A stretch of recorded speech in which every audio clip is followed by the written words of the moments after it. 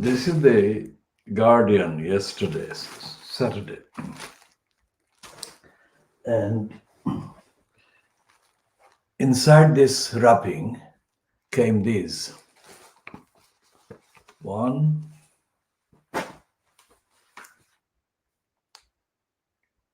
2,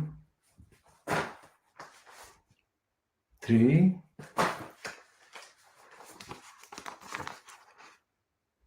4, 5,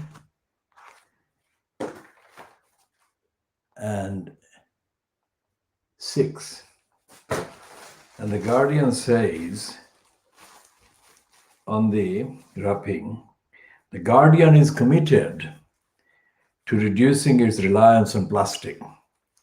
This pack is wrapped in an entirely compostable material derived from potato starch.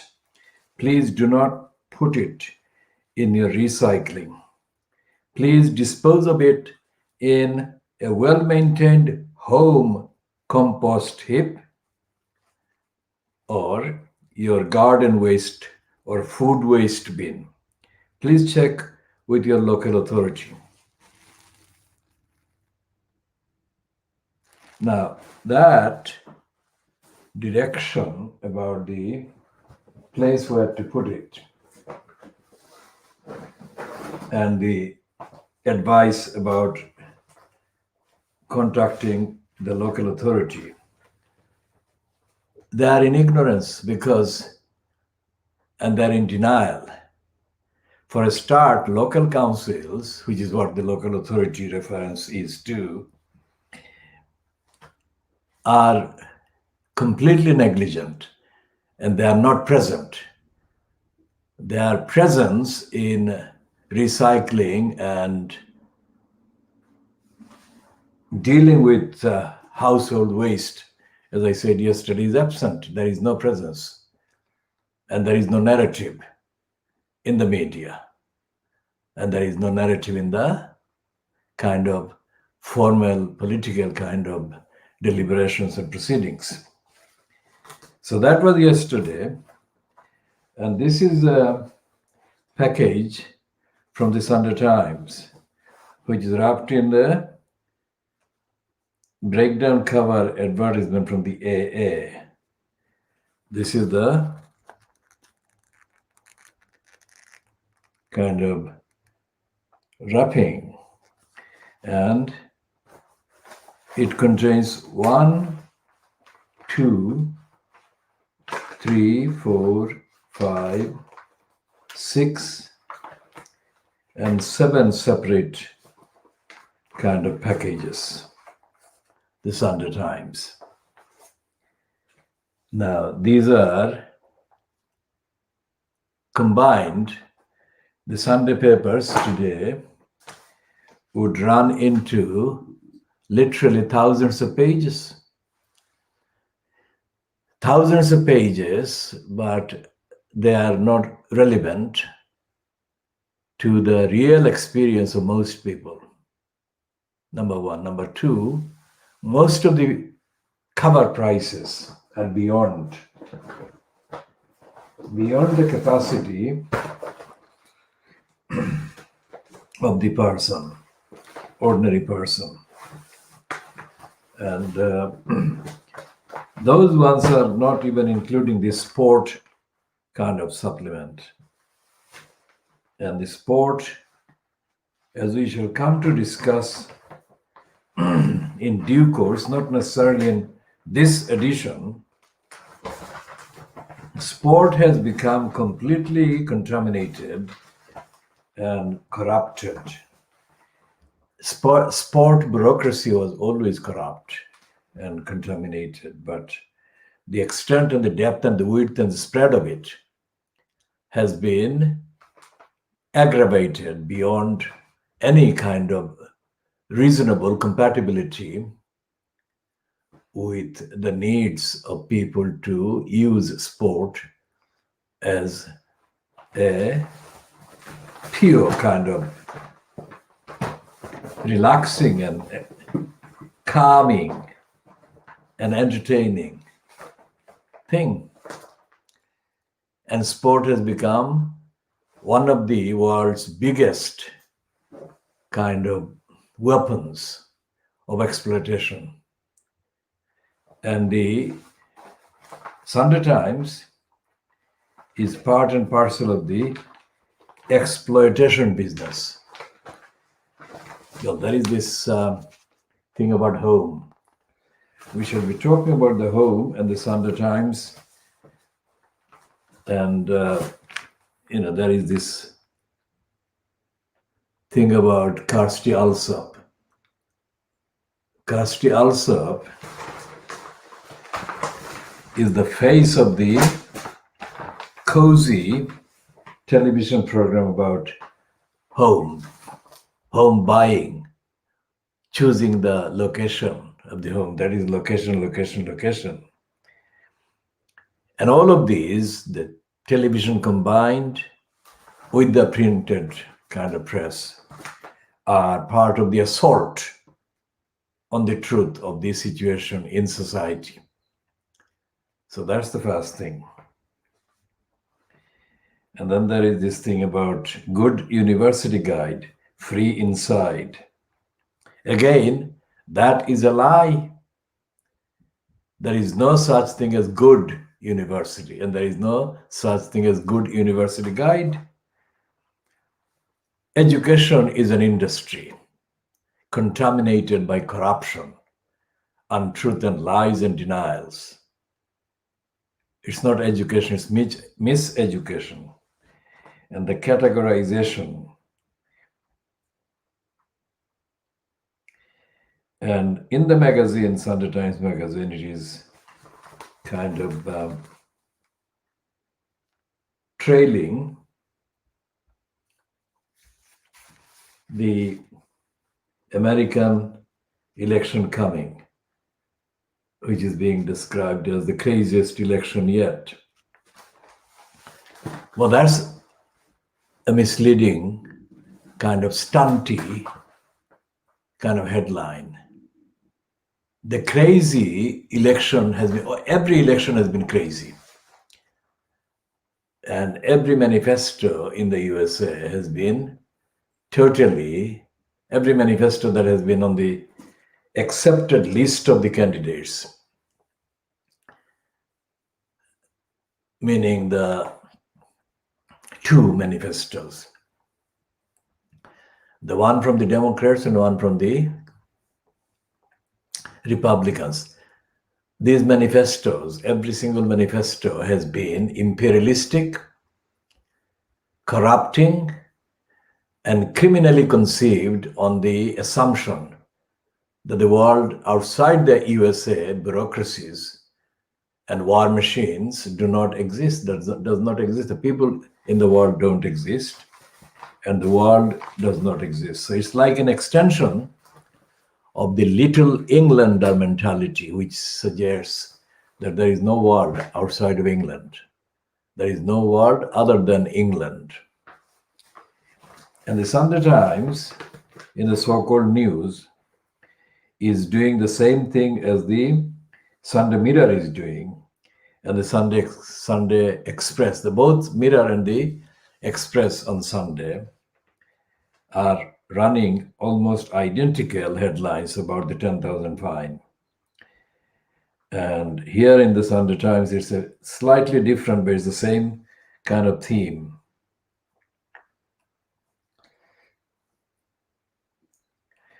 And there is a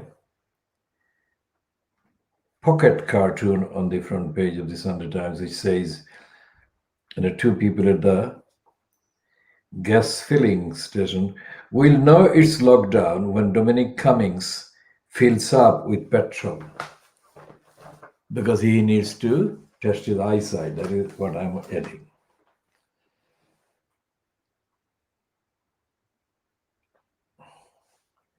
And if there was any doubt about the origin or the authenticity of the slogan created by four friends against Brexit, called "Led by Donkeys," All doubt has been removed now.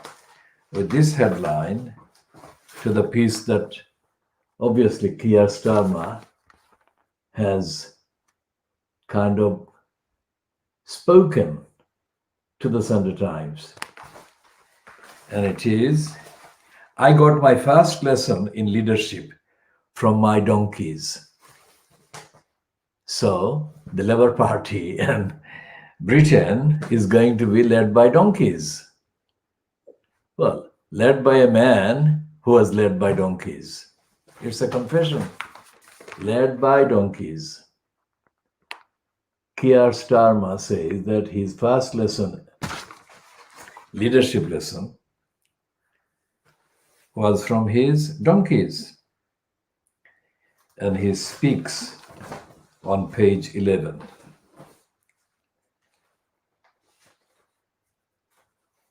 Where he says,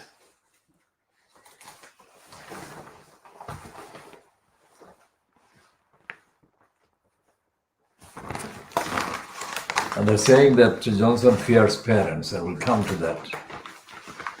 So Keir Starmer said in the Sunday Times that once you worked with donkeys, Labour MPs are a breeze. So that's what he's comparing with. Even in intensive care, if you asked my mom how she was, she'd always say, I'm all right. So it's Caroline Wheeler, one of the less offensive staff members on the Sunday Times. She's the deputy political editor. And she's probably one of the very few least offensive faces coming from Rupert Murdoch's stable.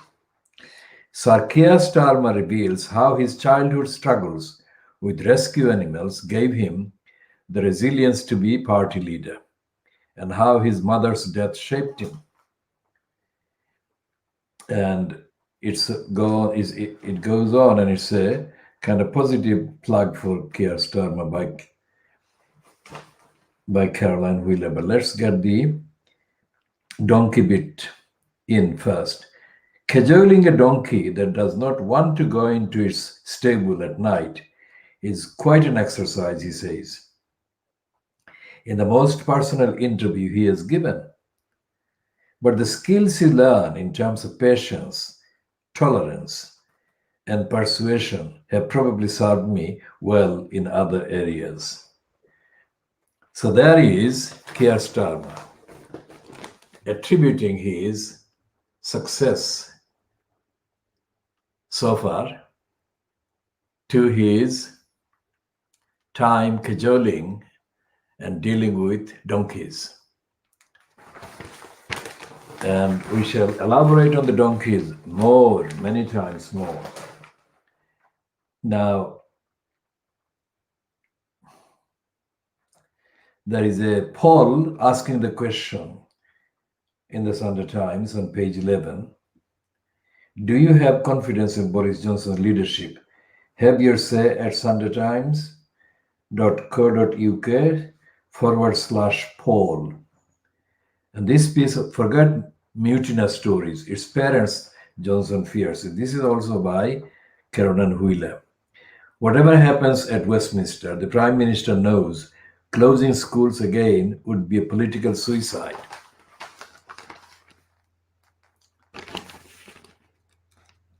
So if closing schools again is going to be political suicide, what's the other side? Keeping them open and risking the spread of the virus. How does that compare with political suicide? There is no headline with that.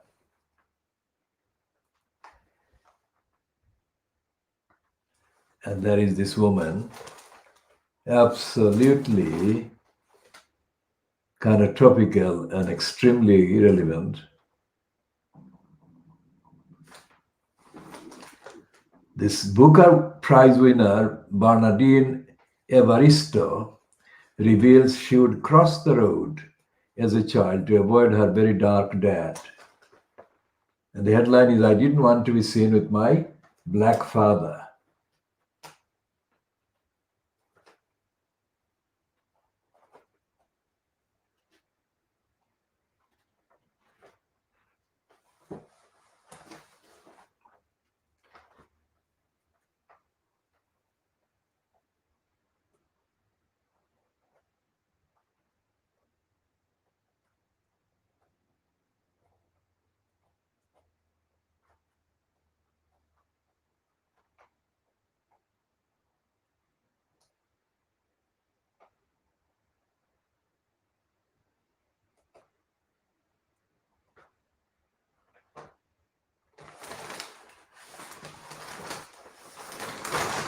It's not an in-depth piece, that particular one.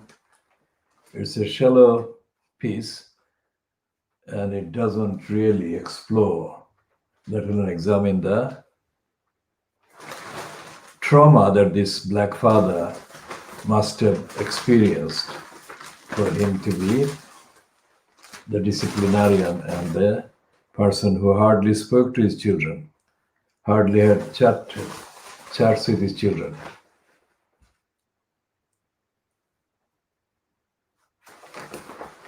And Camilla Long, who fancies herself as a kind of distant relation to royalty, and is a racist who has been writing lots and lots of jealous and vicious hate pieces against Harry's wife, Meghan Markle, is now saying that the cock jokes in Hugo Sawyer's wife's diary is a diary of the Tory party's ruin.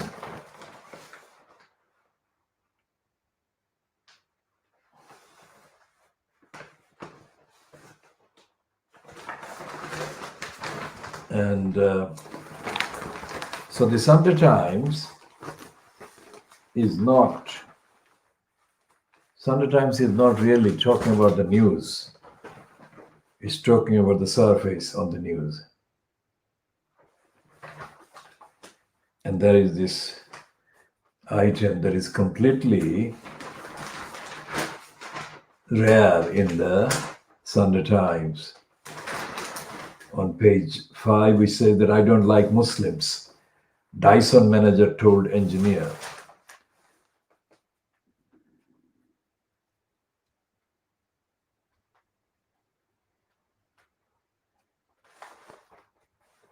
And this is the story about Kamaljit Chana, is an Indian who was disciplined for his treatment of Zainab Ali Purabali, beloved the farm founded by James Dyson. An Iranian woman who worked on the inventor's doomed electric car project has won a case for religious discrimination. That's rare. But that's not rare when it comes to looking at the woman who is probably not a Muslim, although from Iran. And if in the British legal bureaucracy there is litigation between a Muslim and a non-Muslim, then the record shows that the non-Muslim would win the case, regardless of the so-called merits and the evidence. 2 or 1% of the case would go otherwise. An engineer who helped to develop an electric car for Britain's richest man has won claims for religious discrimination and constructive unfair dismissal after a manager told her, "I do not like Muslims."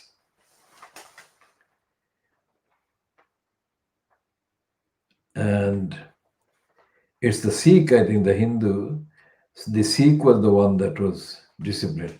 So Zainab Ali Purabali, 39, was a senior electronic engineer at Sir James Dyson's bases in Wiltshire for 4 years. She resigned in 2018 after months of harassment and discrimination by a senior technical project manager, Kamaljit Chana, who is also a Conservative councillor in Harrow, northwest London. Bristol Immigration Tribunal found that in a one-to-one meeting with Ali Purabali in February 2017, Chana, a Sikh, of course he was a Sikh with that name, also said Muslims are violent and Pakistani men are grooming our girls. He excluded her from meetings and emails, criticized her unfairly to company vice president, and advised against promoting her, the tribunal ruled. Recalling the effect of Chana's behavior, Ali Parabali, who is Iranian, said last week, "It had a huge impact on my life. I couldn't sleep. It was like getting hit by a car or having an accident. Something I had no control over, but hit me hard." Her line manager commended her 3 times for promotion without result. The court said her resignation amounted to constructive unfair dismissal. Because her visa depended on her job with Dyson, she had just 8 weeks to find another job before she would have had to leave the country. She now works for a leading automotive company.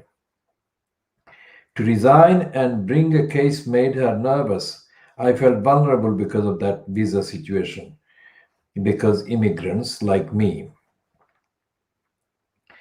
we are invited to this country, but we have no friends, no family. We have to start from scratch.